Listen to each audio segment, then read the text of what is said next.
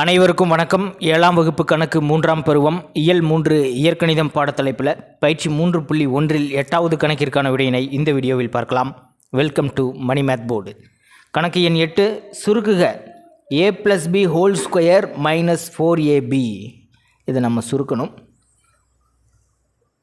இந்த டாப்பிக்கில் ஒரு 4 முற்றுரிமைகள் கொடுத்துருக்காங்க. அந்த 4 முற்றுரிமைகள் தெரிஞ்சிருந்தால் தான் பயிற்சி கணக்குகளையும் எடுத்துக்காட்டு கணக்குகளையும் செய்ய முடியும். கணக்கில் பாருங்கள், a+b² அப்படின்னு நேரடியாகவே கொடுத்துட்டாங்க. இப்போ அந்த முற்றொருமையை இதில் பிரதியிடணும்.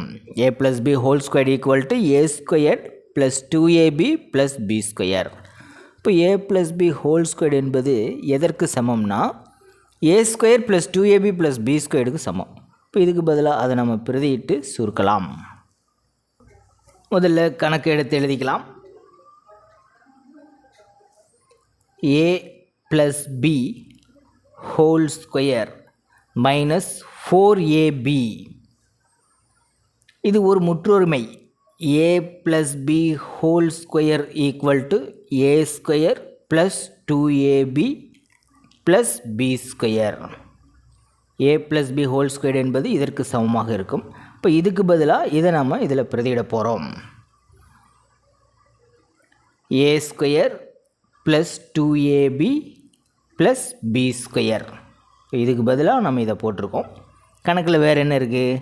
-4ab. இந்த இடத்துல வேணால் எடுத்து எழுதிக்கலாம். a+b² a² + 2ab + b² என பிரதியிட.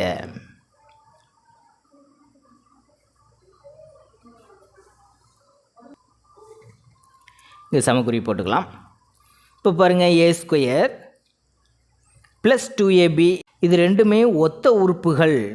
+2ab - 4ab ஏன்னா மாறிகள் பாருங்கள், ab அப்படின்னு வந்திருக்கு. இவற்றை நம்ம கூட்டலாம். ஒத்த உறுப்புகளை கூட்டவோ கழிக்கவோ முடியும். இது +2, இது -4. முழுக்களின் கூட்டல் கழித்தல் தான். இப்போ -2ன்னு வரும். இந்த மாதிரி அப்படியே எடுத்து எழுதிக்கணும்.